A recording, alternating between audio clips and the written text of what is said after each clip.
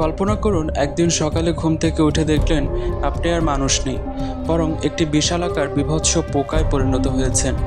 আপনার পরিবার কি আপনাকে আগের মতো ভালোবাসবে, নাকি আপনি তাদের কাছে একটি বোঝা হয়ে দাঁড়াবেন? আজ আমরা কথা বলবো বিশ্ব সাহিত্যে অন্যতম রহস্যময় লেখক ফ্রেঞ্চ কাফকার কালচি উপন্যাস দ্য মেটামরফোসিস নিয়ে।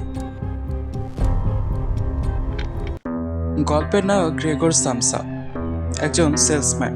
সে তার পুরো পরিবারের একমাত্র উপার্জনক্ষম ব্যক্তি।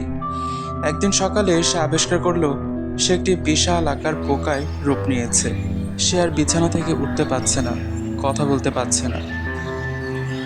শুরুতে তার মা বাবা এবং বোন অনেক ভয় পায়, কিন্তু তাদের দুশ্চিন্তা ছিল গ্রেগর যদি কাজে না যায় তাহলে তাদের সংসার চলবে কি করে। আস্তে আস্তে গ্রেগর তার পরিবারের কাছে অপাংতেয় হয়ে ওঠে। তাকে একটা নোংরা ঘরে বন্দি করে রাখা হয়। তার প্রিয় বোন যে শুরুতে তাকে খাবার দিত, সেও তাকে একসময় ঘৃণা করতে শুরু করে। পরিবারের সদস্যরা যখন বুঝতে পারে সে আর কোনো কাজে আসবে না, তখন তাকে আপেল ছুঁড়ে মারে এবং সে সেখানেই মারা যায়। তার মৃত্যুতে সবাই শোক করার বদলে তারা নতুন জীবনের স্বপ্ন দেখতে শুরু করে।